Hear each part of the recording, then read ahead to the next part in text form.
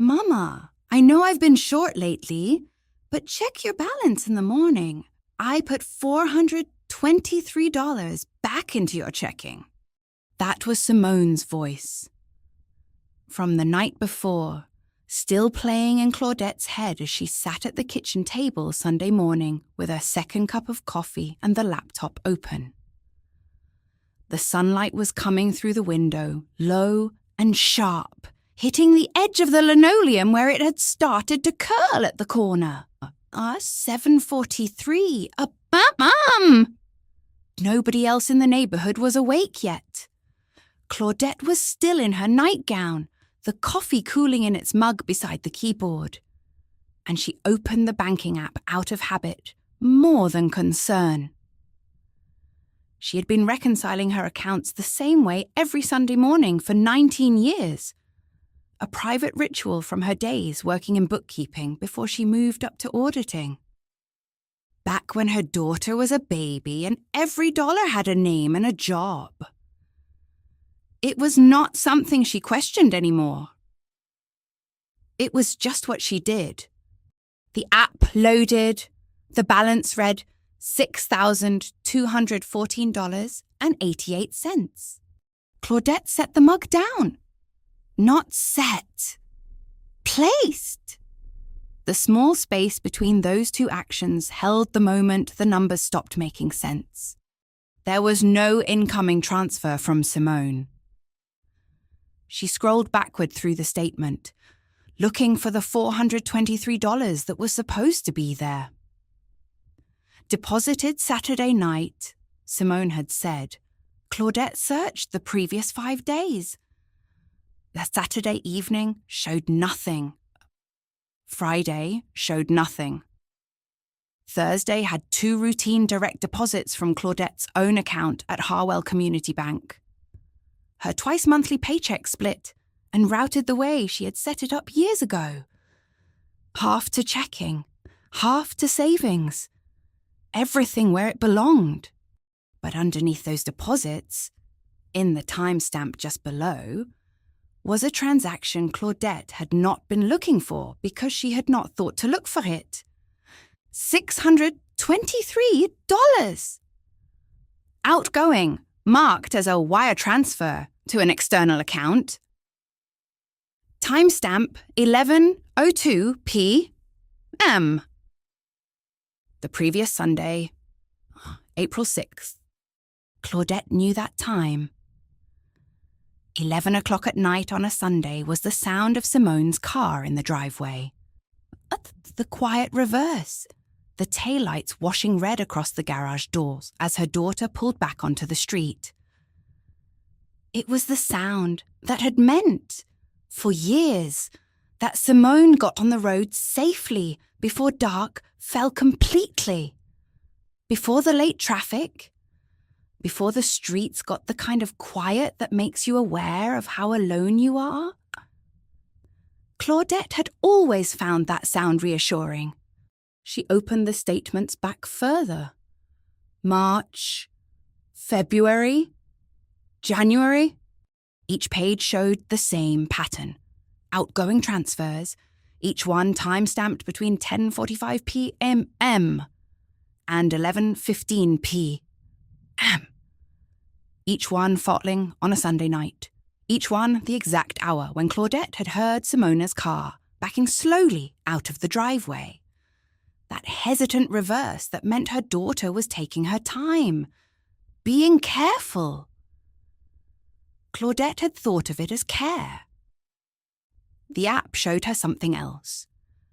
It showed her a woman sitting in a car in her mother's driveway, waiting for a porch light to go dark. Then using her phone to move money out of an account she did not have authorization to access. Claudette pulled a piece of paper toward her. Old habit, pen before keyboard, and started to write down dates and amounts. The handwriting was steady. That part of her brain was still working. The part that did spreadsheets and audit trails and suspicious patterns in other people's accounts. The part that had spent 19 years at Harwell Community Bank, spotting the places where the money story did not match the facts. $623, $514, $891, $347. She scrolled further back. October. The first transfer showed as October 14th. A Sunday. $514. Claudette sat back. The sunlight had moved slightly, no longer hitting the linoleum corner, but angling instead across the table, and she could feel the warmth of it now on the back of her hand. The coffee was cold. She did not remember finishing it or deciding not to. She was just aware suddenly that the mug was empty and her hand was shaking slightly, barely visible. The kind of shaking you notice only if you press your palm flat against something solid. A desk, a table. She pressed her hand flat against the table and waited for it to stop. 23 transfers. That number kept appearing as she scrolled. A pattern her brain was organizing without her consciously asking it to. She could see the shape of it now. The amounts varied deliberately. Never 2 consecutive transfers the same amount, and none of them crossing $900. That meant someone had thought about the thresholds. Someone had done the research. Someone had known that banks and auditing systems flag patterns and had set out deliberately to avoid creating one. Until that someone had made the mistake of creating a much larger pattern, regular, geometrically precise. Every single transfer time-stamped at the exact moment when a porch light turned off and a car began to reverse. Claudette opened a new document. She did not open Excel yet. Did not create a formal spreadsheet. She just started a blank text file and typed the first header. Date/amount/timestamp/visit Y/N. She scrolled back to October and began to type. October 14th, 2024. $514. 11:08 p.m. Yes. October 21st, 2024. $623. 11:02 p.m. Yes. October 28th, 2024. $780. 10:47 p.m. Yes. The phone was in her hand before she had finished October. She was already opening the calendar app, looking at the Sundays, matching them against the dates in the statement. Every single transfer had a Sunday visit to match it. Every single visit had a transfer. November opened up, then December, then January. The pattern held, unbroken. 7 months of perfect alignment. Her daughter had been stealing from her methodically, with the precision of someone who worked with money as part of her daily job. Simone was an account coordinator for a creative agency across town, which meant she understood at least the outer edges of financial systems. The theft was not frantic or desperate looking. It was measured, considered. Claudette could see in the amounts, in the varied timing, in the careful attention to transaction size, the work of a mind that had thought this through, the legal part of her brain, the part that had been trained in 19 years of detecting fraud, knew something else now too. The oldest transfers, the ones from October, were approaching a statutory deadline under the state's regulations for civil fraud and unauthorized access charges. The evidence window was 30 days from discovery. Once that window closed, the transfers could be characterized legally as authorized by the account holder if the account holder did not initiate formal dispute within that window. That deadline was moving toward her. Claudette did not know exactly when it would close yet, but she knew it was coming. 30 days. She was sitting in April. October was 6 months behind. She could count on her fingers how much time she had. She did not call anyone yet. She did not turn on the news or the radio or even stand up from the table. She typed the rest of October, all of November. The temperature of her thinking had shifted into something colder and much more organized. This was not a feeling she could afford to process in real time. This was work. This was a spreadsheet that needed completion, a file that needed building, the kind of thing she had been trained to do since before her daughter was born. Simone's name did not appear in the text file. Neither did the word daughter, or theft, or betrayal. Claudette was precise about language. She typed visit Y/N because that was what the calendar showed. Yes or no, visit or no visit, transfer or no transfer. The correlation was absolute. 23 transfers over 7 months. 23 Sundays. 23 moment when a car had backed slowly out of the driveway and a porch light had gone dark. By the time she reached April, the coffee was truly cold. The sun had moved further across the kitchen, and the neighbor's dog had started barking somewhere 3 houses down. The neighborhood was waking up. She could hear a car starting in the distance, the sound of someone leaving for early church or an early shift. Claudette kept typing. April 6th, 2025. $891, 11:02 p.m. Yes, that was the last one. 8 days ago. Simone had come for Sunday dinner. They had eaten together. Claudette had made the lasagna that took 2 hours with the sauce that had to simmer. They had sat at the same table where Claudette was now sitting. 2 days later, typing the final row, Simone had left at the usual time, around 11. Claudette had heard the car back slowly out of the driveway. She had taken the time to do it from the driveway that night. Not from inside the house. Not from the kitchen table or the guest room where she used to study. From the car. After she had reversed out far enough that she was hidden from the kitchen window by the oak tree. That was a choice. That meant she knew something was changing. She was being more careful. Or perhaps she was running out of time because her mother was starting to notice something was wrong.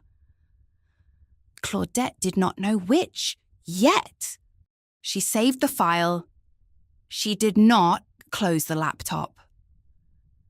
She opened a new browser tab and searched the name of her bank's security department. Then she stopped. She closed that tab. She opened her email and drafted a message to Daphne Caruso, her closest friend, a retired HR director who had spent 30 years teaching people how to handle conversations nobody wanted to have. Then she deleted that message without sending it. She did not know enough yet to put this into words that another person could hear. She needed to know what she was looking at. She needed the spreadsheet first. That was the thought that steadied her. The spreadsheet. Every element in a row. Every row cross-referenced against the external facts. 23 transfers mapped to 23 visits. Each one time-stamped. Each one source documented. By the time she was done, she would have built something that could not be argued with. That would not depend on how the conversation went, or what her daughter said, or whether Claudette could hold her voice steady when she needed to. The spreadsheet would speak for itself. She opened Excel. It was now 8:14 a.m. The coffee had been cold for 31 minutes. The neighborhood was fully awake now. She could hear children playing somewhere down the block, and the distant sound of a lawnmower starting up. Normal Sunday morning sounds.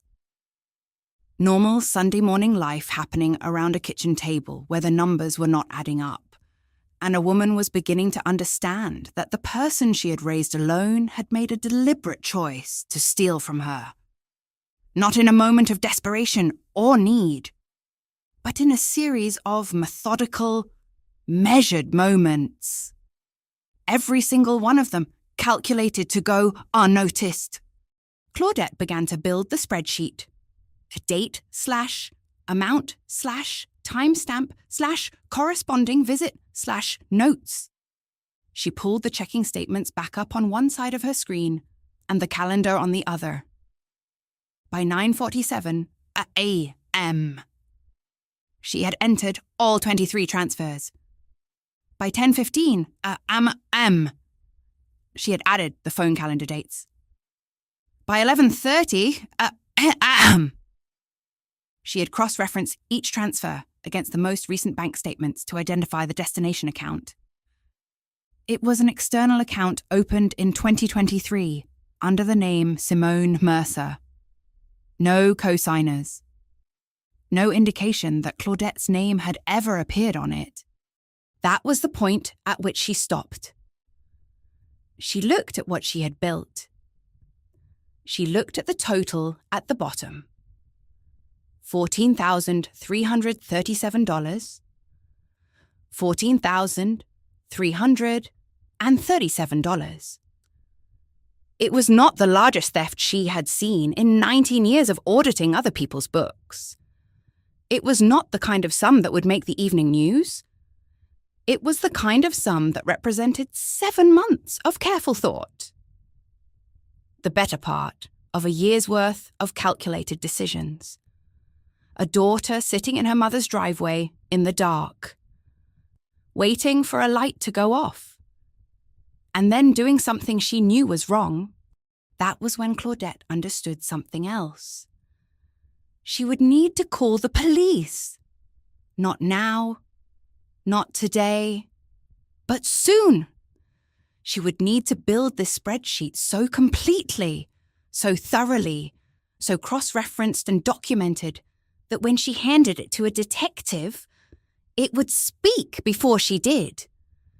She would need the law's machinery to do what her voice alone could not do.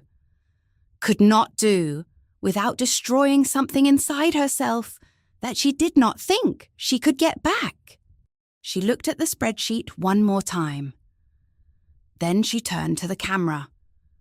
Or rather, she turned to the idea of someone watching her. Someone sitting in their own kitchen on their own Sunday morning. Someone who had their own phone in their hand and their own accounts on their screens. Tell me where you're watching from. I want to know who's in the room with you, because what I'm about to tell you is going to make you look at your own phone differently by the time we're done. Every Tuesday morning at Harwell Community Bank, Claudette sat at her desk with the transaction reports for the previous month and looked for the places where the story stopped making sense. 19 years she had been doing this now, watching the numbers move, finding the patterns, the deposits that did not match the invoices, the withdrawals that came 6 days before the stated expenses. The criminals always made the same mistake eventually. They assumed that if they were comfortable with the lie, nobody would look hard enough to find it. Claudette looked hard. She looked every single time, methodical, deliberate, the way someone looks when she has learned that the details are everything. This was the skill that kept her employed. This was also the skill that had made her, all those years, almost invisible at home. Simone was 9 years old when her father left. Claudette remembers the exact afternoon because she had been looking at the bank statements from the joint account and found transfers going to a woman named April with a Richmond address. Simone came home from school asking where Daddy was. And instead of saying what Claudette's mother would have said, something soft, something about grown-up things she would understand someday, Claudette sat her down at the kitchen table and showed her the numbers. "Your father made a choice," she said. "Here is what that choice looks like." Simone was old enough to see the money moving. She was not old enough to understand why her mother would use mathematics to explain heartbreak. After that, Claudette never trusted anyone else's organization again. She opened a second checking account that only she had access to. She created a savings account with a different institution. She started keeping a small spiral notebook in the kitchen junk drawer, the one with old takeout menus and dead batteries, and writing down deposits and withdrawals by hand as they happened. A Saturday habit, a Sunday morning habit, the discipline of written record keeping. The kind of thing people had done for generations before banks sent you text alerts. She told herself it was just a backup. She told herself it was prudent.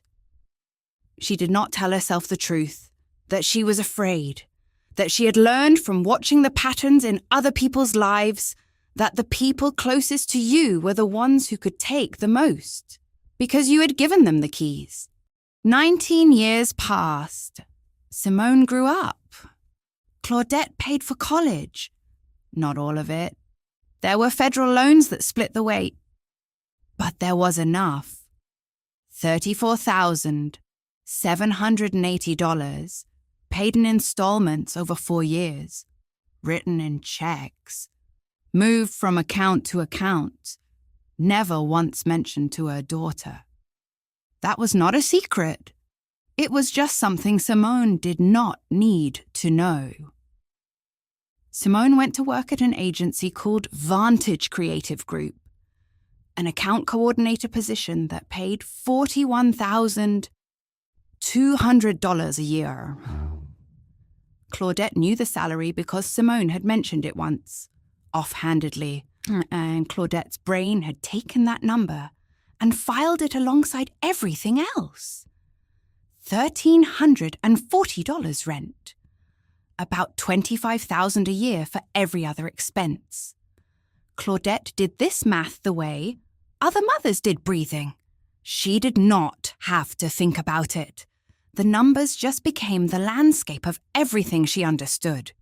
The specific afternoon that mattered happened on a Sunday in March of the year before. Simone arrived for dinner with her laptop bag slung over her shoulder. And when she sat down at the kitchen table to wait while Claudette finished the salad, she pulled out her computer and opened the cover. Nothing happened. The screen stayed dark. She pressed the power button. Nothing. The battery was dead, and she had forgotten her charger. Claudette was standing at the sink, her hands in the lettuce, and she said, she did not think about it. She just said it. "Use mine. The browser is already open." The household laptop sat on a shelf in the office. A room off the kitchen that had a window and a desk, and the kind of quiet that made it a good place to work. Claudette's laptop was old, but functional. One of the machines that stayed always on, always logged in, because no one in a single-person household bothers to log out between sessions. Simone took it to the kitchen table, opened it, and then Claudette put the salad down and went back to the stove. While her hands were moving, timing the pasta, heating the sauce, her daughter was sitting at her kitchen table with complete access to everything. The checking account, the savings account, the email, the online banking portal where all three were queued up and visible without any additional password required. Simone sat there for 41 minutes. Claudette timed it without meaning to. She had looked at the kitchen clock when Simone first sat down. 4:17 c.m. And she looked again when Simone closed the laptop. 4:58 p.m. 41 minutes. Not long enough to seem unusual. Long enough, as it turned out, to learn everything she would need to know. What Claudette noticed first, weeks before she understood what had actually happened, was that Simone had started sounding tight. That was the word Daphne used when Claudette called her one afternoon in late February, about a month before the discovery. Claudette did not call Daphne often. They had been friends since before Simone was born, and friendship that old did not require constant conversation to maintain. But there was a restlessness in Claudette that day, a feeling that something was not sitting right. And she had found herself dialing. Daphne answered on the second ring. She was retired, which meant she had time in a way that working people did not.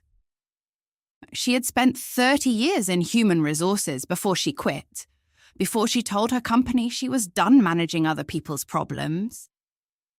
She was still sharp about people, though she had not forgotten how to listen. Claudette had said very casually, "The way you say something, you are not entirely sure you want to say, 'Simone's been a little tight lately.'" There was a pause. Daphne knew Claudette well enough to hear what lay underneath casual. "How tight?" Daphne asked. "And for how long?" Claudette had deflected. She had said something about the job market, about young people in that city neighborhood, about how expensive everything had gotten. All of it true. All of it missing the point. She had said, "I'm probably just noticing because I'm looking. She's fine." Daphne had said, "All right." Just that.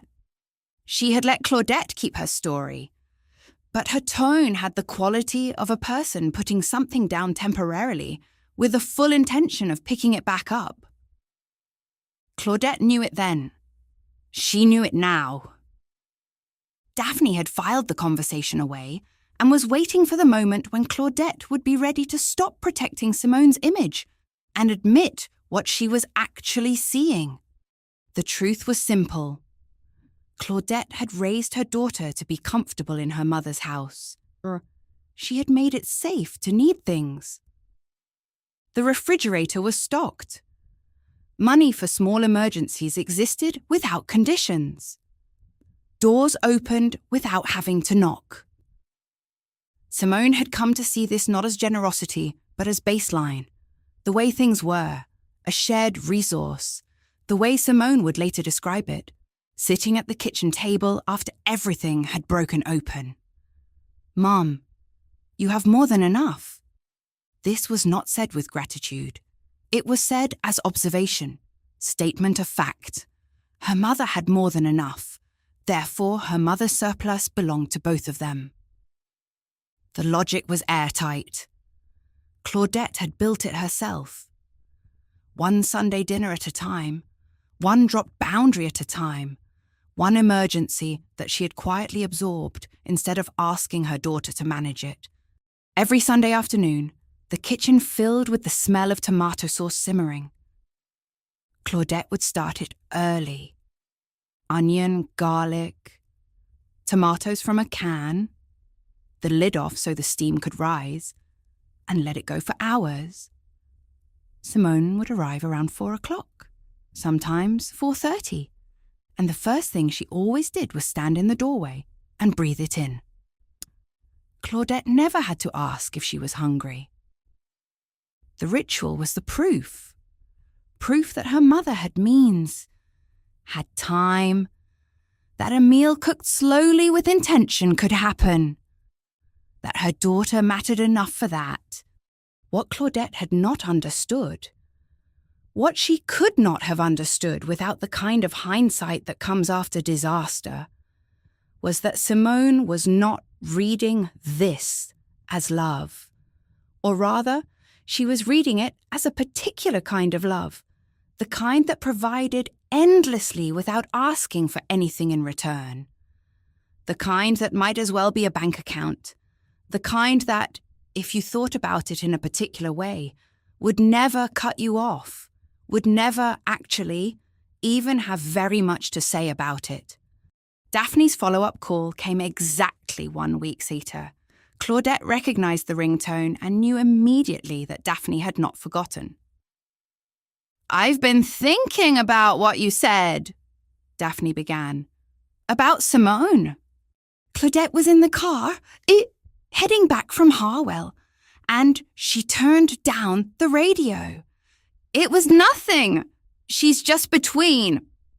"Claudette," Daphne said. "I worked with people for 30 years who were drowning financially and too proud to say it. I can hear it. How much money is she short?" It was not a question Claudette could answer. She did not know. She had never asked. Every request had been answered. Every gap had been filled. The idea of tallying it was the idea of keeping score with your child. And Claudette had never wanted to keep score. "I don't know," she said finally. "Then maybe," Daphne said, "you should find out." This was the thing about Daphne. She did not soften hard truths or frame them in easier language. She just said what she meant and waited for you to catch up to your own understanding. "She's fine," Claudette heard herself say. "You're seeing shadows." "I'm seeing a woman," Daphne said, "who is trying to convince herself that a problem doesn't exist because she's never had to manage having boundaries with her daughter. That doesn't make the problem go away. It just means you don't know how big it is until it can't be hidden anymore." After they hung up, Claudette sat in the parking lot at work for 20 minutes with the engine off. The sun was coming down in that particular way that made the windshield look like a mirror. She could see her own face reflected back at her, distorted slightly by the glass, tired in a way that had nothing to do with the hours she was working. She thought about the afternoon in March, the laptop, the 41 minutes. She had never mentioned this to anyone, not even to herself, in anything like clear language, but she had noticed it at the time. She had noticed that when Simone handed back the computer, she had moved slowly, carefully, the way someone moves when she is trying not to draw attention to something. And Claudette, busy with the pasta and the table and all the small choreographies of hospitality, had chosen not to ask what her daughter had been doing, had chosen not to know. This was the architecture of what came next. Not Simone's theft.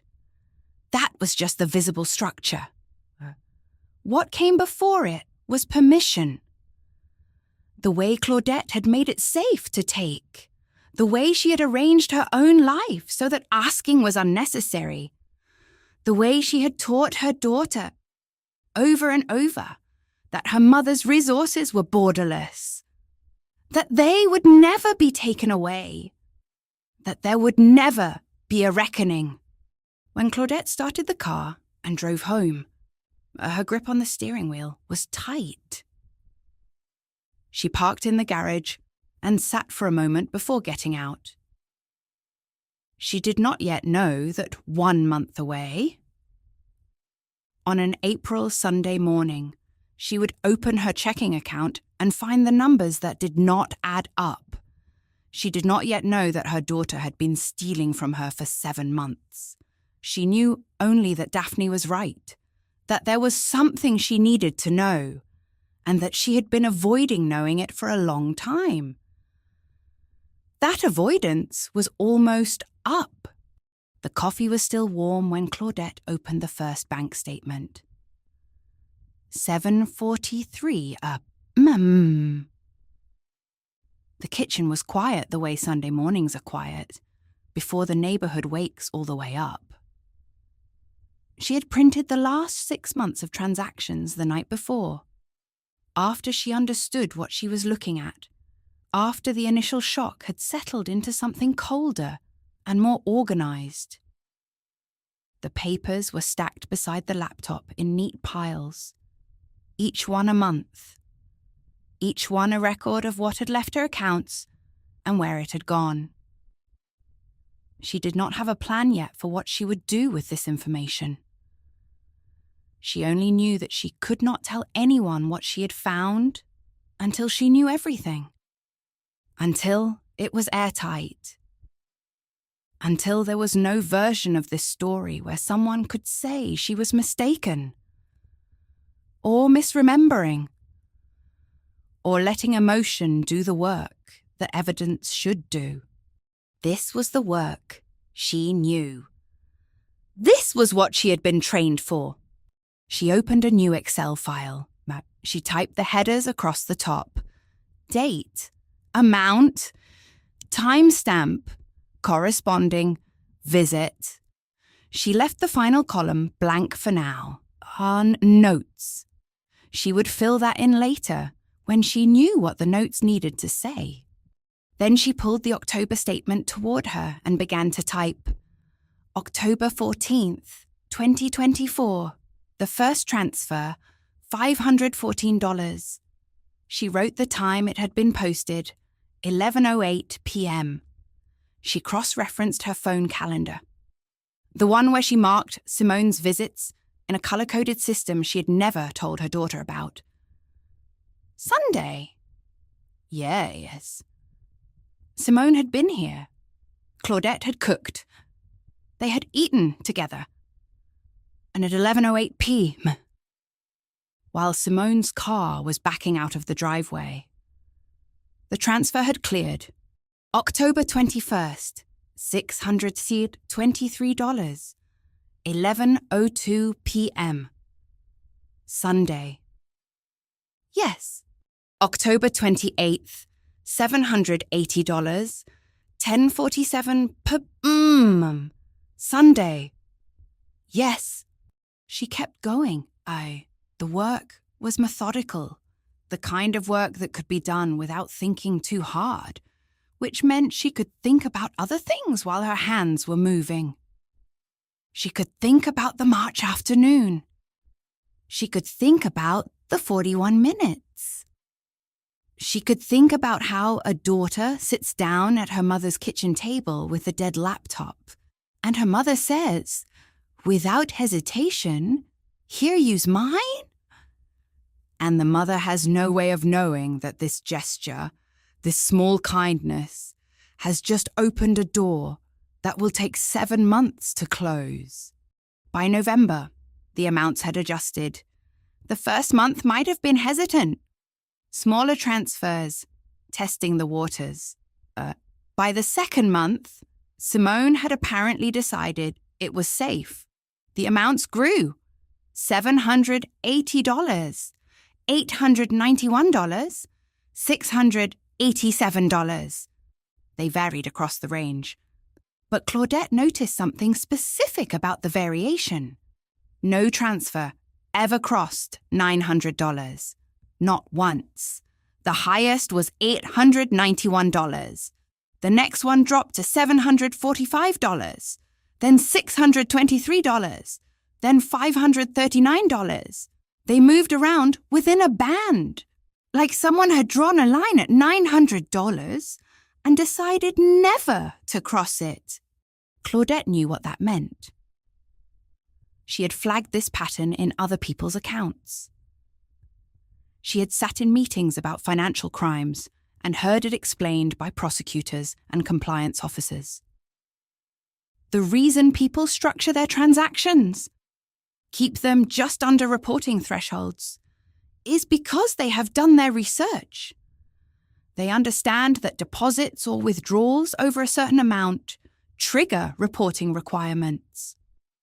They know that banks file currency transaction reports.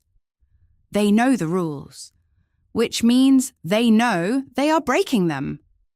The variation itself is the confession. It is the proof that someone has thought about this, has planned it, knows something about thresholds. Claudette kept typing.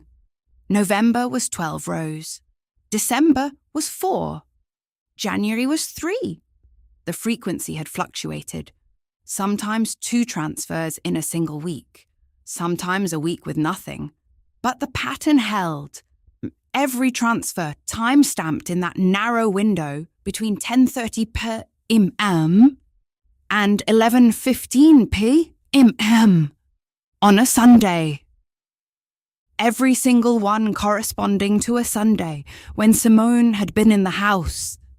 By the time she reached the October 14th entry again, reading it back to confirm the first transfer, making sure she had not misread the date, Claudette set down her fingers on the keyboard and did not move. The cursor blinked. October 14th was the Sunday after March 30th. That was the Sunday after Claudette had handed Simone the laptop. That was the Sunday after 41 minutes. She had let her daughter use the computer on a Saturday afternoon, and by the following Sunday, Simone had moved money from her mother's account. That was either a coincidence, or Simone had spent the entire week between visits researching how to do it, learning the routing numbers, figuring out which account to move it to, setting up the external account where the money was going. The account that Claudette would later discover was registered to Simone's name. Simone's social security number, Simone's address, opened in 2023, but apparently unused until October 14th, 2024. Claudette sat with that for a long moment. Then she typed the next row. November 4th, $687, 11:09 p.m. Sunday. Yes. The work became almost meditative after that. The shock had passed. Now it was just evidence, row after row of evidence, each one a fact, each one a number that could not be argued with. She pulled the December statement. She pulled January. She pulled February and March, and all the way through to April 6th, which showed the final transfer before Claudette had opened her app and seen the balance of $6,214.88. April 6th, $891, 11:02 p.m. A Sunday. Yes, 23 transfers. She typed them all. The column totaled to $14,337, the same number she had seen in her account balance. The gap between what should have been there and what was actually there. But seeing it this way, broken into component parts, each one a deliberate act, each one a choice, made it different. It was not a mystery anymore. It was a record. She pulled her phone and opened the voice recorder. This was the part she wanted to capture. Not just the spreadsheet, but her own thinking at the moment she was seeing this. She wanted to have it on record, in her own voice, so that later there could be no question about what she had understood and when she had understood it.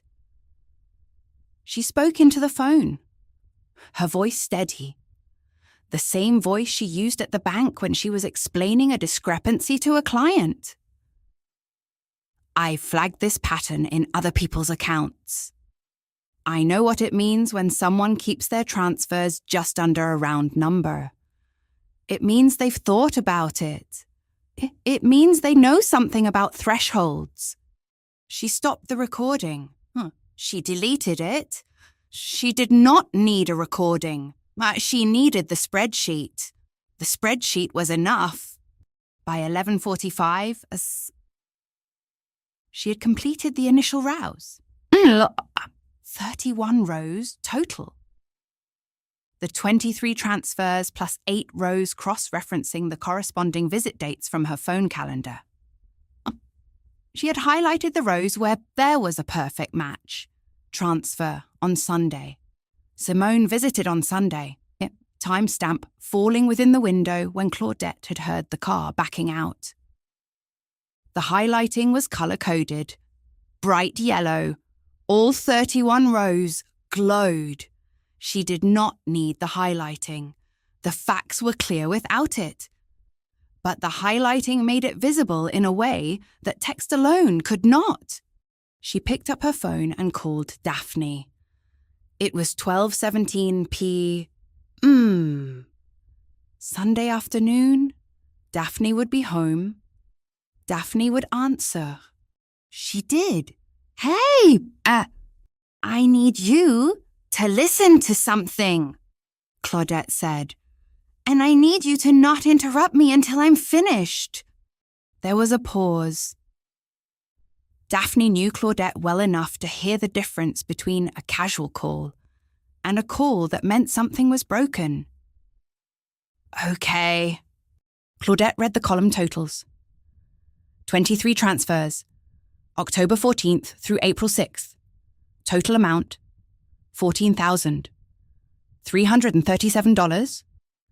Every single transfer, time-stamped between 10:30 p.m. and 11:15 p.m. on a Sunday. Every single one corresponding to a Sunday when Simone visited. Claudette, I'm not finished, Claudette said. The amounts are structured. They vary, but none of them cross $900. The first one was $514, then $623, then $780. They move around, but they never break the threshold. That pattern means someone has thought about what they're doing. It's not panic, it's planning. Daphne was silent. Claudette could hear her breathing on the other end of the line. She did not say anything. She waited. That's what I'm seeing, Claudette said. I'm building a spreadsheet with all the documentation. Cross-referencing dates. Matching the visits against the timestamps. You need to stop building the spreadsheet, Daphne said quietly. And you need to call Detective Salinas. Claudette did not respond immediately. She looked at the screen. Rows 24 through 31 were still blank. She had not finished yet. I have 8 more rows, she said. Claudette, no, you need to call the police. I know, Claudette said. After I finish. After you finish. I have 8 more rows, Claudette repeated. I'm cross-referencing her visit dates from my phone calendar against the timestamps. I want to make sure there's no mistake. I want the file to be perfect. Daphne said her name again. Claudette. It was the voice Daphne used when she was trying to get through to someone who was not listening. The voice that meant Daphne was afraid Claudette was not okay. But Claudette was okay. This was the part where she was most okay. This was the part where she was building something that could not be taken apart, that could not be argued with, that could not be softened or explained away or absorbed quietly into the background of family life where difficult things went to die. I know what I'm doing, Claudette said. She did not say it unkindly. She said it the way she said everything. Measured, precise, exact. I know the detective needs to be involved. But I need to finish this first. I need it to be complete. She could hear Daphne breathing on the other end of the line. She could feel Daphne understanding, slowly, that Claudette was not going to be moved on this. That she had made a decision, and she was going to see it through. That the spreadsheet mattered to her in a way that went beyond just evidence. Though it was evidence, it was also something else. It was proof that she was not crazy. Proof that she had seen this clearly. Proof that she had taken the time to verify every single piece of it before she let anyone else tell her what she should do. 8 more rows, Claudette said again.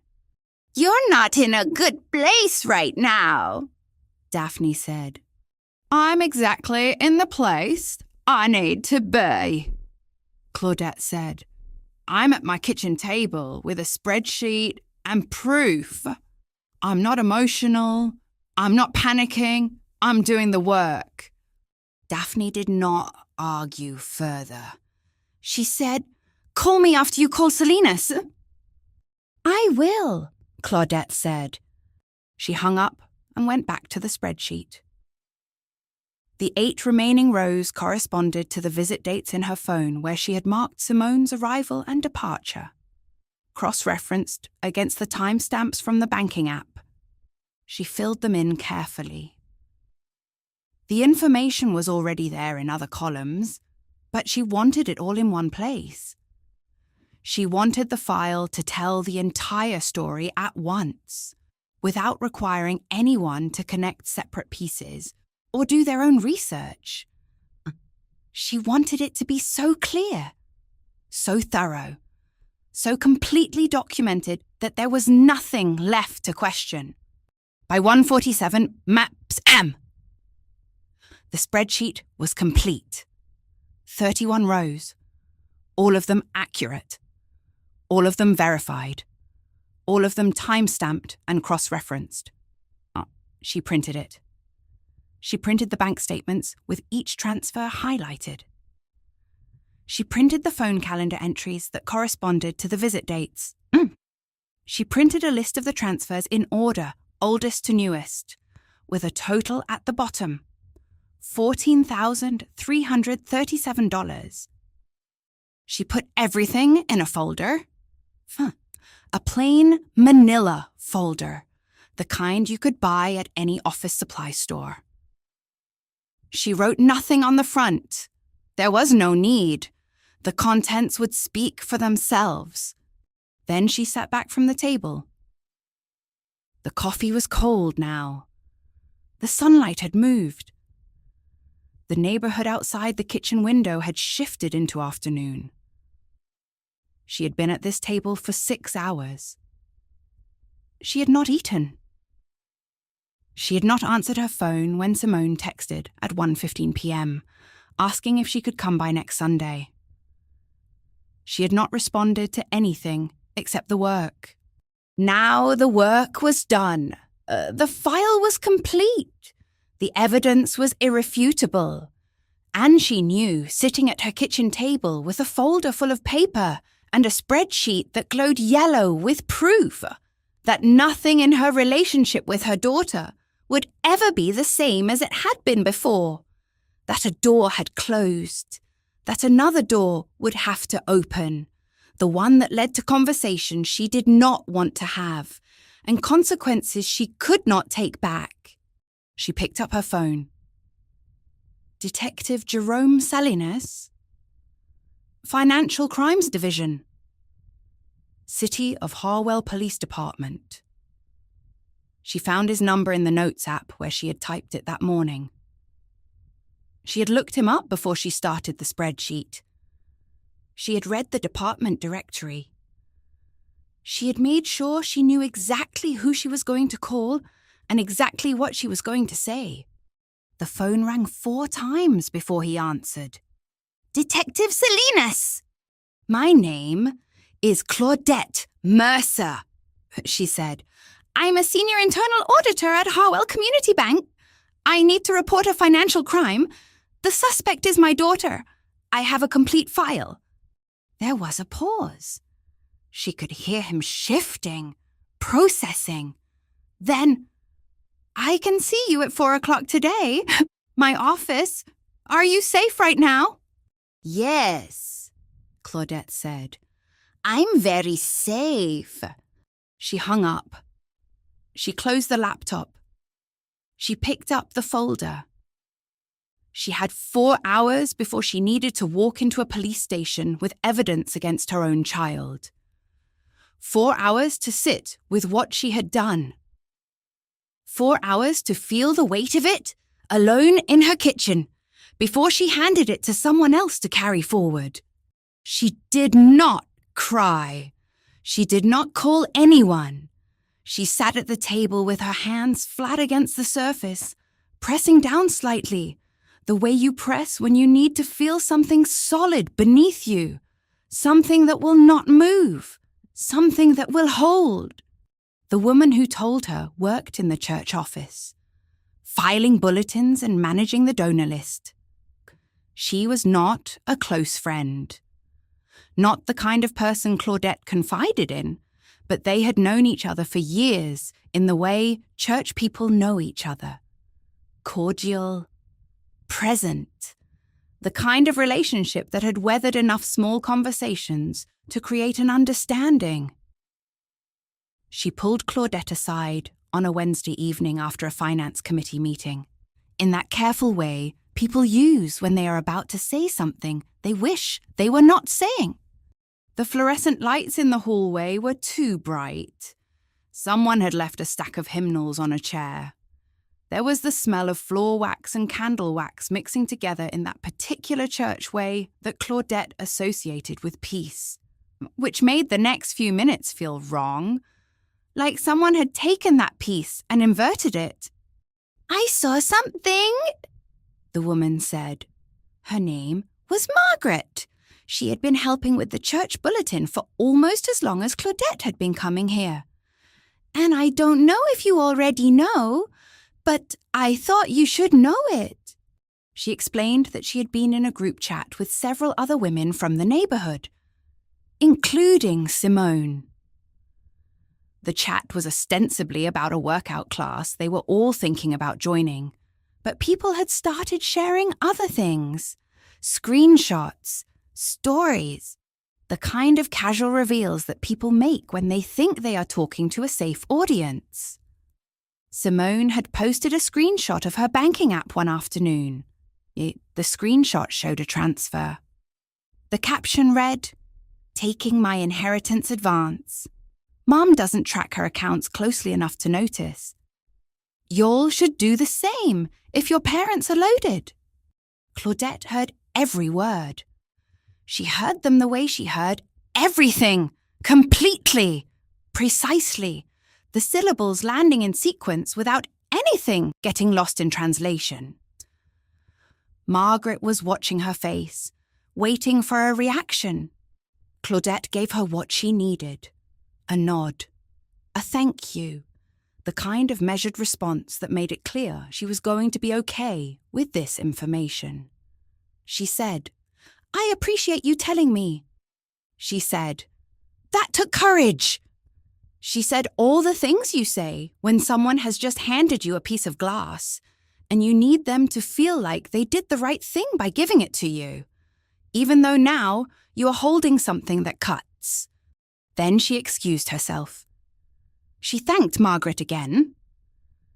She walked down the church hallway with the same pace she always used, measured, unrushed, the way a woman walks when every muscle in her body is being held at exactly the right tension to keep everything from breaking. The air felt thick. No, not thick. That was not the right word. The air felt normal. That was the problem. Everything looked exactly the way it looked every week. The bulletin board, the donation envelopes, the sign-up sheet for the Easter bake sale. And none of it meant anything anymore because the world had shifted and she was the only one who could feel it moving. In the car, with the engine off and the doors locked, She sat very still, not crying, not shaking, just sitting with her hands on the steering wheel and her eyes fixed on the dashboard, where the clock read 7:43 p. This was the moment the story changed. Not because the theft was bigger than she thought. It was not. Not because there was a second perpetrator, or a hidden account, or something worse underneath waiting to be discovered. It was because Simone had built a narrative. She had not stolen from her mother and kept it secret. She had stolen from her mother and then told a roomful of people that she was justified in doing so. The framing was the crime. Claudette had processed the money. She had sat with the spreadsheet. She had built the file and called the detective and made a decision about what came next. She knew the amounts. She knew the dates. She knew the structuring pattern and what it meant. But this was something else. This was her daughter saying, in effect, that her mother's composure was something to exploit, that her mother's patience was weakness, that her mother's inability or unwillingness to raise her voice meant she would never raise a case file either. That you could take and share the taking with others and walk away untouched because the woman whose money it was would just absorb it the way she absorbed everything else. That was the bet Simone had made. That was the narrative she had built.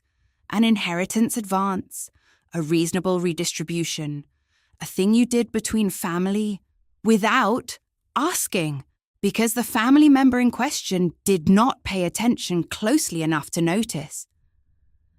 As if Claudette's careful attention to everything else, the bank accounts, the spreadsheet, the 19 years of auditing, somehow did not apply to her own household. As if the skills that made her valuable at work made her soft at home. As if her silence had ever meant permission. Claudette started the car. She drove home in the fading light with the radio off and the windows up. She did not call Daphne. She did not call anyone. She drove in silence, processing the before and after of this moment. Before this moment, the theft was a crime. After this moment, the theft was a crime that Simone had rationalized and shared and decided was fine because her mother would never find out. That was the difference between a person who had made a mistake and a person who had made a choice and then defended it to an audience. She pulled into her driveway. She turned off the engine. She sat for a moment in the darkness of the garage, and then she opened the car door and walked into her house. The kitchen was exactly as she had left it that morning. The coffee mug from breakfast still sat in the sink. The counter was clear, except for the small pile of mail she had not opened. The refrigerator hummed. All of it was normal. All of it was exactly the way a kitchen looks when a woman lives alone and maintains her household with the kind of precision that comes from a lifetime of not trusting anyone else to do it right. She walked to the junk drawer. She pulled it open. She found the spiral notebook, the one with the soft worn covers from years of use. The same notebook where she had recorded the dates of transfers, the times of Simone's visits, the small details that added up to a pattern. She opened it to a blank page. She picked up a pen. Not the one she used for everyday lists, but a better one, the kind she kept for writing things that mattered. In her normal handwriting, the handwriting that had filled 1,000 grocery lists and appointment times and important dates she did not want to forget. She wrote 2 lines, the date, the word inheritance. She underlined it. Not twice. Not with force or anger or any kind of emotion. Just once, a single line beneath the word. The kind of line you draw when you are creating a record, when you are marking something official, when you are making it permanent. Then she picked up her phone. She found the number she had written down weeks ago, when Detective Jerome Salinas had first entered her life as a possibility. As the next step she was not yet ready to take. It was late. It was almost 8 o'clock on a Wednesday evening. She dialed the non-emergency line and expected to get a voicemail or an answering service. He answered on the third ring. "Detective Salinas. My name is Claudette Mercer," she said. Her voice was exactly as it always was. Measured, precise. The voice of a woman who knew what she was saying and why she was saying it and what was going to happen next. "I'm a senior internal auditor at Harwell Community Bank, and I need to report a financial crime. The suspect is my daughter. I have a complete file." There was a pause. She could hear him shifting, the sound of him reaching for a pen, his brain switching into the mode that detectives switch into when someone says the word crime and means it. She could hear the readiness in his silence. This was not a prank call. This was not someone calling with a complaint about a neighbor or a vague accusation. This was someone with evidence calling to make a report. And he recognized the difference immediately. "What is your daughter's name?" he said. "Simone Mercer. She's 26 years old. Works as an account coordinator at Vantage Creative Group." "And what is the nature of the crime you're reporting?" Claudette told him. She did not rush. She laid it out the way she had laid out the spreadsheet. Methodically, completely, from the beginning. She told him about the 41 minutes in March when she had handed her laptop to her daughter without thinking. She told him about the October 14th date and the first transfer of $514. She told him about the 23 transfers across 7 months. She told him about the structuring pattern, the deliberate variation in amounts, the fact that none of them crossed $900. She told him about the timestamps that corresponded exactly to the time Simone had visited. She told him about the total, $14,337. She did not tell him about the inheritance narrative. She was saving that for the file. She was saving that for the moment when they sat across from each other, and she could explain that this was not a daughter in crisis, making a desperate choice. This was a daughter who had rationalized the theft so completely that she had shared it with others. This was a daughter who believed her mother would not notice, or would not care, or would not do anything about it. When she was finished, Detective Salinas said, "I can see you tomorrow. 9 at my office. Bring the file and any documentation you have." "I will," Claudette said. "And Miss Mercer," he said, "do not contact your daughter about this. Do not tell her you're coming in. Do not tell her anything. Are we clear?" "Yes," Claudette said. "I won't." She was not planning to. What was there to say? What conversation could she have with Simone that would not either expose the file before the detective had it, or require her to sit with her daughter and pretend nothing had changed when everything had? There was nothing left to discuss between them. There was only the file. There was only the police report. There was only the inheritance narrative that Simone had built, now being entered into evidence. After she hung up, Claudette stood in her kitchen with the notebook still open in front of her. The word inheritance stared back at her from the page, precise and underlined. She thought about that afternoon in March, when Simone's laptop battery had died and Claudette had handed over her own computer without a second thought.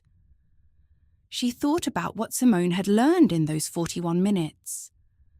She thought about the moment when her daughter had figured out the access codes, the routing numbers, the way to move money without setting off alarms. She thought about all the Sundays after that, when Simone had sat at her mother's kitchen table and eaten her food and hugged her before leaving, and then hit send from the driveway at 11:02 p.m. And she thought about the story her daughter had told herself, the inheritance advance, the mother who didn't pay close enough attention, the resources that were there to be taken because the person who had built them was too quiet, too patient, too willing to absorb anything. Simone had believed her own narrative so completely that she had put it in writing. She had posted it. She had sent it to a group chat. She had assumed that the same composure that Claudette wore like armor, that shield of not raising her voice, of absorbing without complaint, meant the same thing to her that it meant in her own life, that nothing would happen, that there would be no consequence, that you could take and tell and walk away. Claudette closed the notebook. She picked it up and placed it on the counter beside the folder that held the spreadsheet. Tomorrow she would walk into a police station with a file that documented her daughter's crime. Tomorrow she would hand over the evidence. But tonight, she would sit with this moment where she had decided that her daughter's narrative was not going to be the last word on her own life, that her silence was not an invitation, that it was a choice she was taking back. She thought about Margaret from the church, the way she had delivered the news with such care, as if she were handing over something fragile, us. She thought about how Simone did not know yet that her mother had heard those words, that her mother knew about the inheritance advance, that her mother had written it down in her own hand and underlined it and was going to walk into a police station and turn her daughter's story into evidence. Claudette stood in her kitchen with the notebook on the counter and the folder beside it, and her hands flat against the tile. She did not sleep much that night. She did not need to. The work was done. The decision had been made. The story had changed course. And Simone had no idea that the person she had underestimated, the quiet mother, the patient mother, the mother who did not track her accounts closely enough to notice, had been tracking everything all along. She had only been waiting for the right moment to say it aloud. The text arrived on Wednesday at 9:14. Bam! Claudette was in bed, reading. The phone lit up beside her on the nightstand, and she saw Simone's name before she saw the words. She picked it up. She read the words. Then she sat very still, the phone in her hand, the screen glowing in the dark of her bedroom. Mama, I just want to say, I know I've used your accounts a few times without asking directly, but you always said family shares, and I thought you understood that. I'm going to pay it all back. I just need a little more time. A few times. The phrase landed exactly where Simone had meant it to land. Casual, minimizing, the kind of phrasing you use when you want someone to think of a thing as smaller than it actually is. A few times sounded like a mistake. A few times sounded like something that happened when you were young and did not know better. 23 transfers across 7 months was not a few times. 23 transfers was a pattern. 23 transfers was evidence. But Simone was not thinking about the transfers. Simone was thinking about the narrative she had built. Simone was thinking about the story that made her reasonable, made her justified, made her a daughter who had only borrowed what belonged to the family anyway. You always said family shares. Claudette had never said that. She had never used those words. She had never constructed a philosophy of shared resources and family wealth. She had built boundaries and systems and habits designed to prevent exactly this kind of thinking. And Simone had heard that silence, had heard Claudette's patience, her willingness to help, her unwillingness to say no, and had translated it into permission.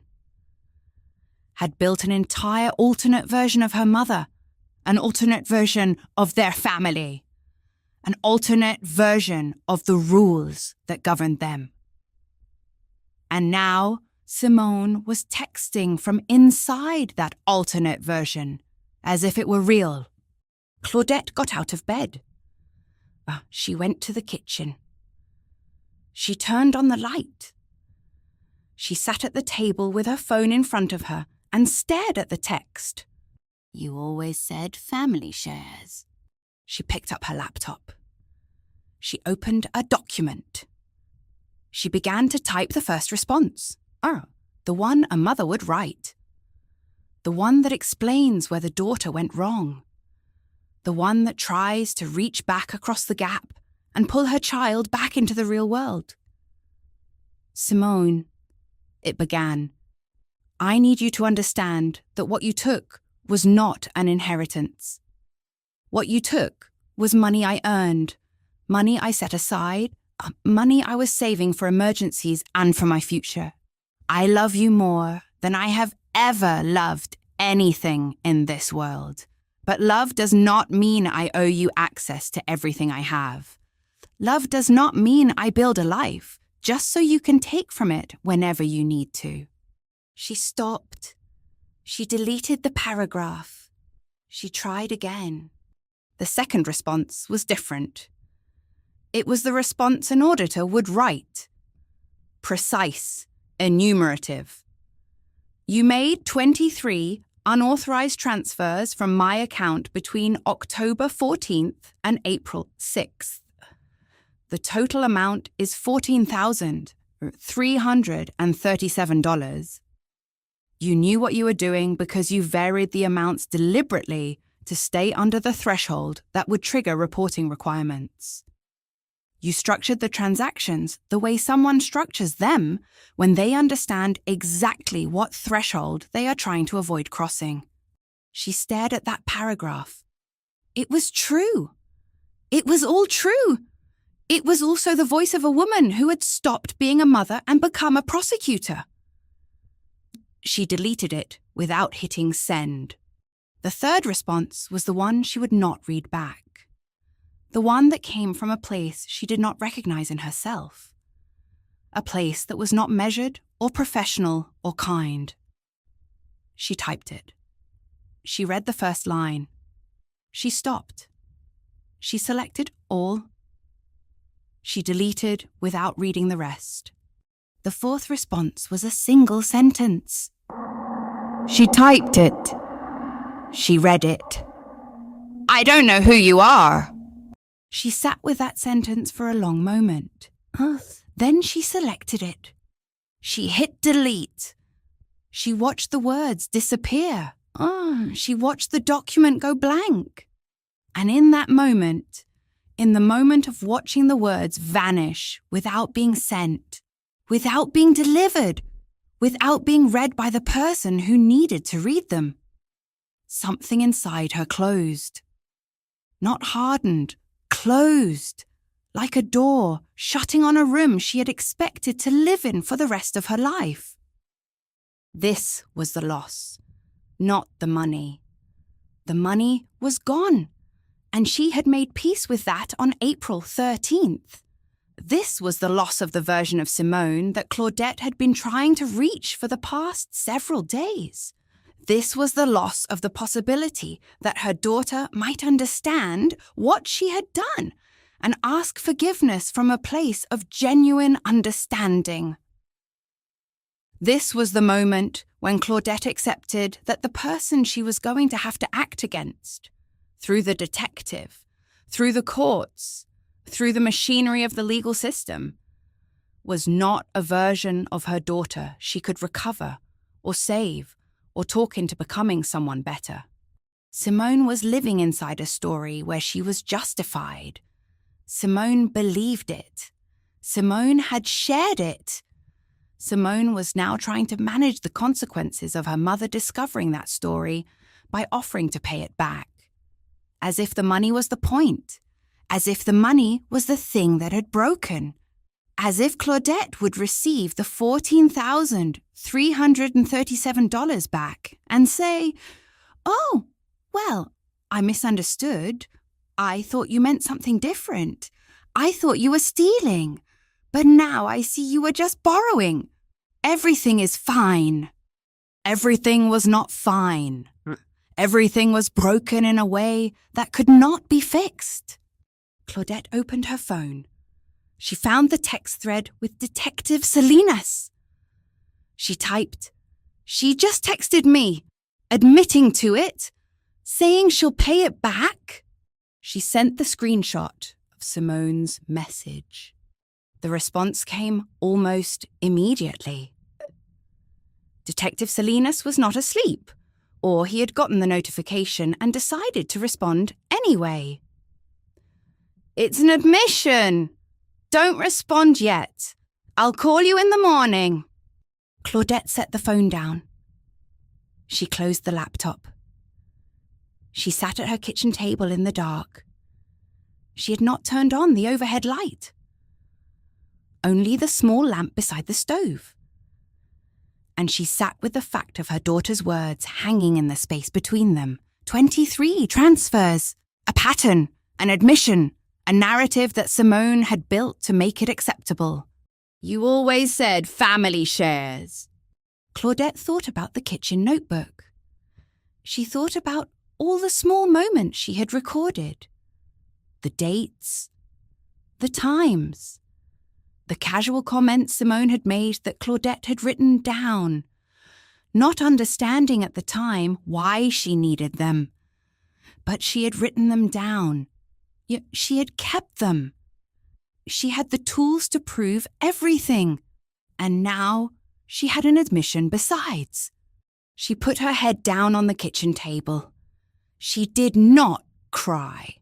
She did not allow herself the luxury of that release. But she sat in the darkness and she felt the weight of the fact that the mother she had been trying to be, the patient mother, the mother who would absorb anything for the sake of keeping her child, was gone.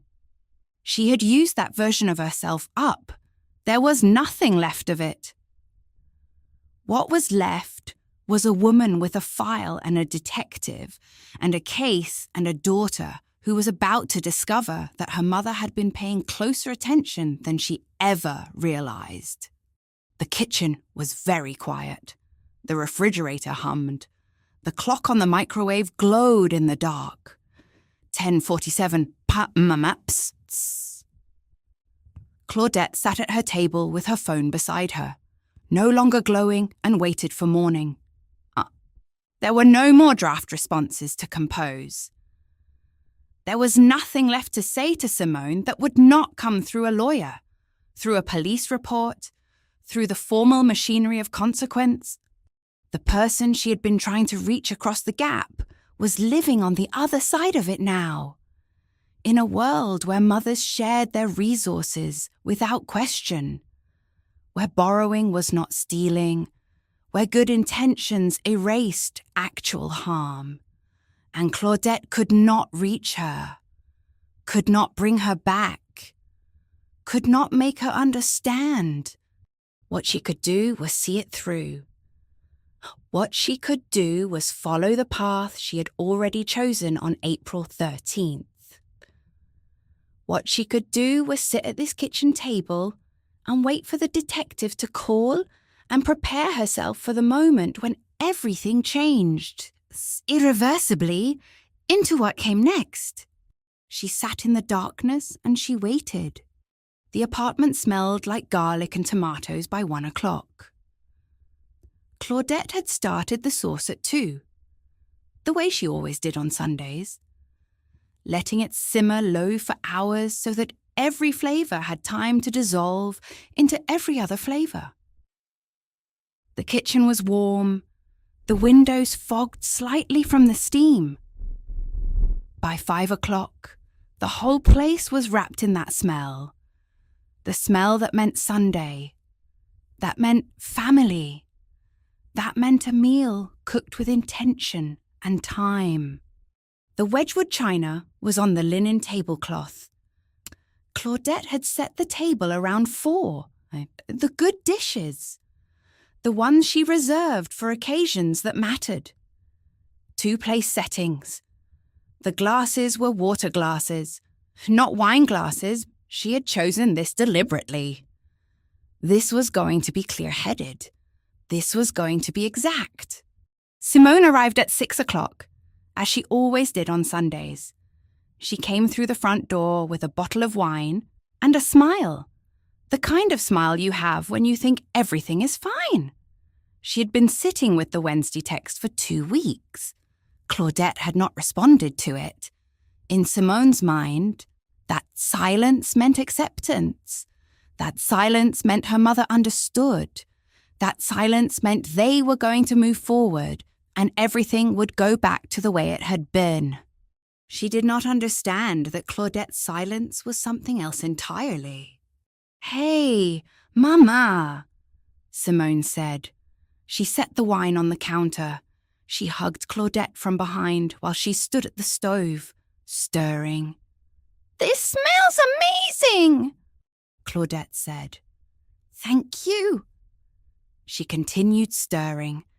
She did not turn around. She could feel her daughter's arms around her, and she did not pull away, but she did not lean into the embrace either. She stood very still, the wooden spoon moving through the sauce, the steam rising in front of her face. They ate. Claudette had made lasagna and a salad and garlic bread. Everything was the same as it always was. She and Simone talked about work, Simone's job at the agency, some campaign they were launching, and the neighbourhood, who was moving, what was being renovated. They talked about the weather, which had been surprisingly warm. They did not talk about anything that mattered. The conversation moved around the table like it always did, easy and familiar, the rhythm of a mother and daughter who had spent decades learning how to be together without saying anything difficult. Halfway through the main course, Claudette set down her fork. The sound of it against the plate was the only sound in the room for a moment. Simone looked up. Claudette reached beside her, to the chair where she had placed the folder that morning. She set it on the table between them. It was a standard manila folder, the kind you could buy anywhere. Inside was everything. The spreadsheet, 31 rows, printed on 5 pages, each page tabbed and labelled. The bank statements for 6 months, each one with the 23 transfers highlighted in yellow marker. A printout of the timestamp log from the banking app, cross-referenced line by line against the dates in Claudette's phone calendar. The kitchen notebook, open to the October 14th entry, the first date, the beginning, and a copy of the police report, filed April 16th by Detective Jerome Salinas, Financial Crimes Division, City of Harwell Police Department. Simone looked at the folder. She did not open it. She just looked at it, the way you look at something you do not want to understand. "Mom, you never check your own accounts?" Simone said. Claudette rotated the laptop towards her daughter. The spreadsheet was already open, the 31 rows visible on the screen, the columns labelled and complete. I do now, Claudette said. Simone stared at the screen. She stared at the numbers. She stared at the dates, the amounts, the corresponding visit log entries. She said, "I can explain." I don't want you to explain, Claudette said. Her voice was exactly the same as it always was. Measured, precise. I want you to answer one question, not about money, not about what you meant or what you were thinking. One question. When you sat at this table in October and used my laptop for 41 minutes, what were you planning the next time you came over? Simone opened her mouth. She closed it. She looked at the spreadsheet. She said, "I wasn't planning anything. I just needed help. I was behind on rent." 3 months behind, Claudette said. I know. You told me. And I was helping you. I always help you. But you didn't ask for help. You went to my laptop. You spent 41 minutes on my laptop. You learned the access codes, the routing numbers, the way to move money without it triggering alerts. And then you came back the next Sunday and did it again. Simone said, "You were always there for me. You always said..." "I always said WHIT," Claudette said. "You always said family shares," Simone said. "You always said..." Claudette opened the kitchen notebook. She had placed it in the folder already open to a specific page. November. She turned the laptop screen toward herself and read from the handwritten entry. Dated, timed, recorded. November 17th, 3:45 p.m. Simone looking at refrigerator. "Mom, you have more than enough." Context. Nothing specific. Just observation. She closed the notebook. She set it on the table between them. "I wrote that down," Claudette said. "The day you said it. The time you said it. The exact words.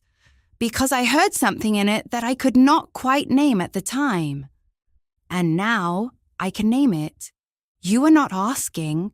You were not grateful. You were observing that I had more than you needed you to have. And in that observation was the decision that it was yours to take." Simone said, "Mom, I was going to pay it back." "You said that in the text," Claudette said. "Wednesday night. You said you would pay it all back. You just needed a little more time. But you have had 7 months to pay it back. You did not take $37 one time by accident. You took $900, $891, $780 in a specific pattern, knowing exactly what you were doing because you had done the research. You do not accidentally structure transactions just under $1,000 threshold. You do not accidentally vary the amounts, so there is no discernible pattern. You do not accidentally come back 23 times. Simone did not respond. She stared at her plate. The lasagna was getting cold. The steam had stopped rising from it. "I reported this to the police on April 13th, Claudette said. "The same day I discovered it. I filed a report with Detective Jerome Salinas on April 16th. The file on this table is a copy of what I gave him. The spreadsheet, the statements, the timestamp log, the notebook, the whole thing." Simone's face had gone very pale. "Why would you do that?" she said. It was not a question. It was a statement of shock, of betrayal. the voice of someone who could not comprehend that her mother had chosen an outside authority over an inside solution. But Claudette had already used up her inside solutions. She had spent 19 years of Sundays and accommodations and quiet absorption. She had spent $34,780 on college loans Simone did not even know about. She had spent all of it, and there was nothing left but the outside solution. There was nothing left but the file and the detective and the machinery of consequence. Because, Claudette said, I am a senior internal auditor at Harwell Community Bank, and I know how financial crimes work. Because I know that a person who takes money from their mother and then tells a group of people that their mother does not pay close enough attention is not going to stop on their own. Because I know that silence is not grace. It is a door, and I have stopped leaving it open. Simone stood up. She said, I don't believe you did this. The detective's card is in the folder. Claudette said. She stood as well. She began to clear the plates. She moved around the table with the same care she used for everything. Careful not to spill. Careful not to break anything. Careful and measured and exact. He is expecting your call. You have the right to have a lawyer present when you speak to him. I would advise you to take that right. She carried the plates to the sink. She set them down. She turned back toward her daughter. I would like you to use the front door when you go. It was a small thing, a redirect, a gesture toward the boundary that Claudette was drawing. Not the kitchen door. Not the way Simone had learned to move through the house with the ease of someone who belonged everywhere. The front door. The visitor's entrance, the way in and the way out, clearly marked, clearly separate from the space where Claudette lived alone now. Simone gathered her things. She did not touch the folder. She did not take the wine she had brought. She walked toward the front door with her bag slung over her shoulder and her phone in her hand. And Claudette heard the door open and close, heard her daughter's footsteps on the landing outside, heard the sound of her walking away. Then the apartment was quiet, except for the sound of water running in the sink and the sauce on the stove, which had been simmering untended now for 10 minutes and was beginning to stick. Claudette turned off the burner. She let the pasta cool on the counter. She stood at her sink with her hands in the water and her eyes fixed on nothing in particular. And she felt the weight of what she had just done settle into the space where her daughter had been standing.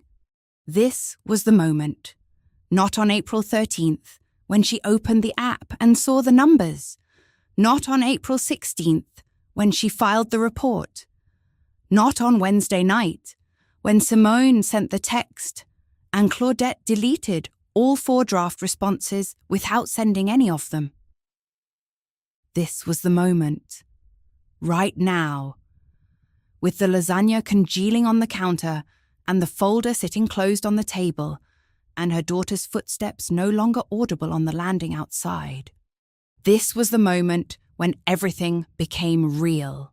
When the spreadsheet became evidence, when the file became a police report, when the person she had raised alone became a person she was prosecuting, and the mother she had been became a woman who had chosen the law over her own child.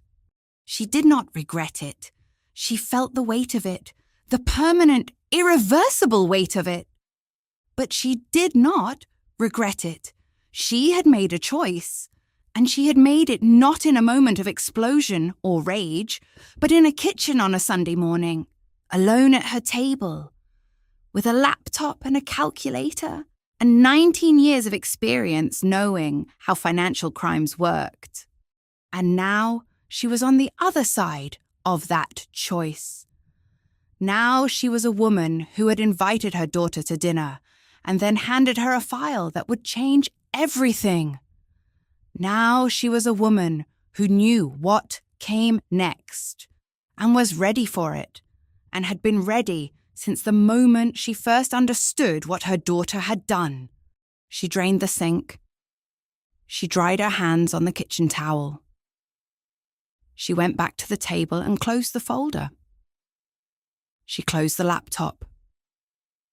She picked up the plates and carried them to the kitchen and began to wash them, one by one, in the warm water, in the quiet of the apartment, in the space where her daughter no longer lived.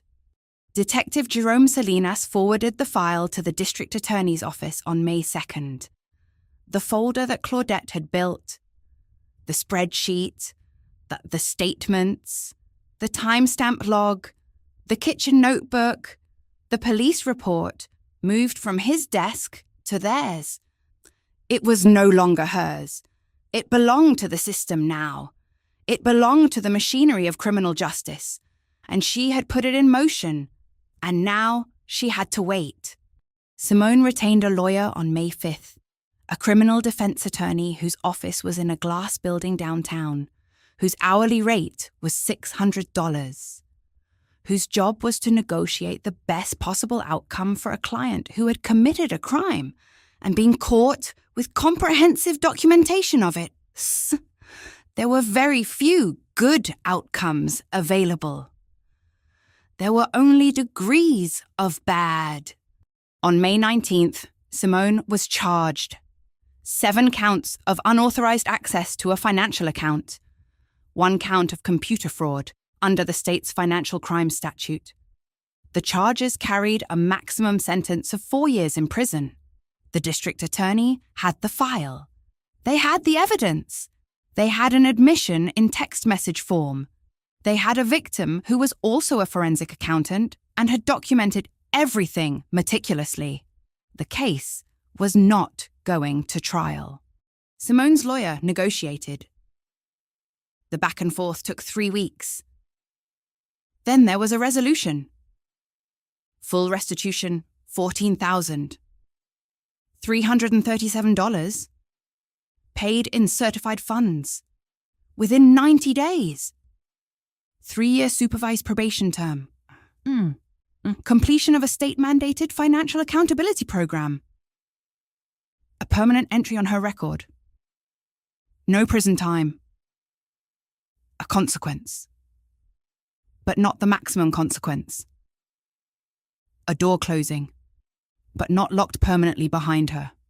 Claudette did not attend the court hearing. There was no reason to. The outcome was predetermined.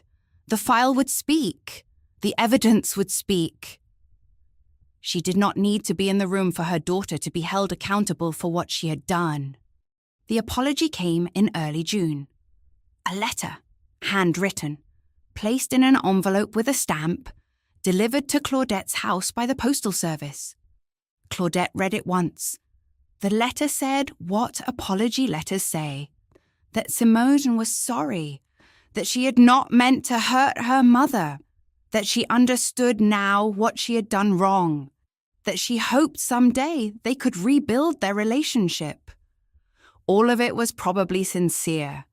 All of it was also arriving 3 weeks too late, after the court date, after the charges had been filed, after the restitution agreement had been signed.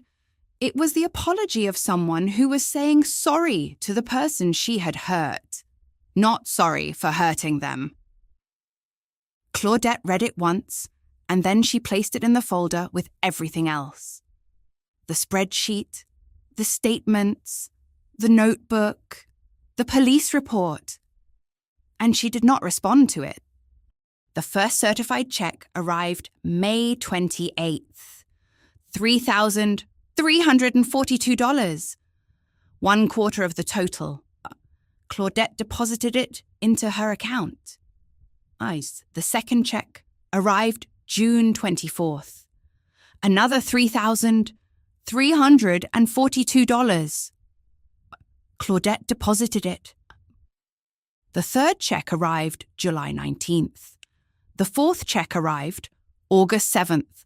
By August 7th, the full balance, $14,337, had been returned to her account.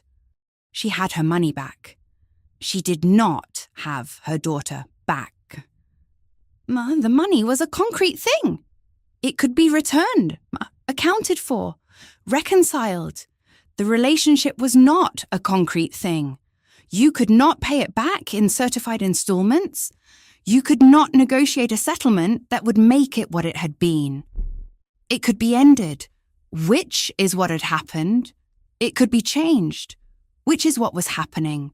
It could resume in some form, maybe years from now, but it would never be what it had been.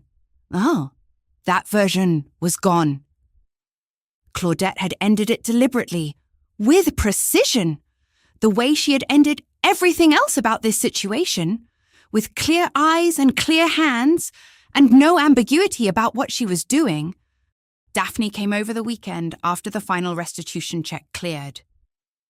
She brought wine and groceries, the way she had learned to bring them when something had broken in Claudette's life that could not be fixed by her presence alone. They sat at the kitchen table, not the Sunday dinner table. Just the kitchen table, the ordinary one. And Daphne asked the question she had been waiting to ask for months. "Are you all right?" Claudette considered it. She had considered it many times in the 6 weeks since the court date, the 6 weeks since the first check had arrived, and she had started the process of moving the money back into her account. 1/3 at a time. She had considered whether she was all right. She had considered what all right meant. "I raised her alone for 17 years, Claudette said. "I paid $34,780 toward her college loans. She doesn't know that number. I never told her. She sat at my kitchen table for 41 minutes in October and came back 22 more times." Claudette paused. She set her hands flat on the table. "I am exactly as all right as I should be." It was not the answer Daphne had wanted, but it was the answer that was true. Claudette was not shattered. She was not destroyed. She had experienced a loss, and she had set a boundary, and she had enforced that boundary through the legal system. And now she was living on the other side of it. The loss was large. The boundary was necessary. She was exactly as all right as a woman could be after having to choose between her daughter and her own sense of justice. Daphne stayed for dinner. They did not cook. They ordered takeout and ate it at the kitchen table and talked about other things. Work, the neighborhood, the weather. By the time Daphne left, the sun had set and the kitchen had shifted into evening and Claudette was back to being alone. The way she had been before Simone was born. The way she would be from now on. 3 months later. On a different Sunday. Claudette sat at her kitchen table with a second cup of coffee and her laptop open. The sun was low on the linoleum, the same angle it had been on the morning of April 13th, when she had first noticed the discrepancy. She had been reconciling her accounts every Sunday since then. It was not a habit she had added to. It was a habit she had deepened. She opened the banking app. She pulled up her checking account. The balance was exactly where it should be. No surprises. No transfers that did not make sense. No discrepancies. Just the number she expected to see. In the place she expected to see it. She closed the laptop. She picked up her phone. She addressed the viewer, the person watching this video, the person sitting in their own kitchen, or their own car, or their own living room, listening to her voice and hearing the story of what had happened when she stopped absorbing and started acting. I spent 19 years auditing other people's books, she said. I know how financial crimes work. I know how to spot them. I know how to document them. And I knew all of that before this happened. But I never thought to run the same process at home. I never thought I needed to. I thought trust meant not checking. I thought love meant not questioning. I was wrong. She paused.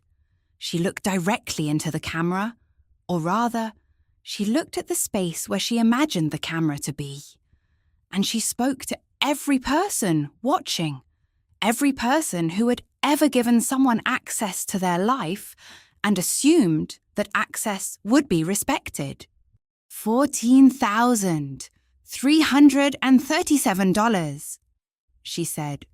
7 months of transfers, 23 transactions that added up to everything.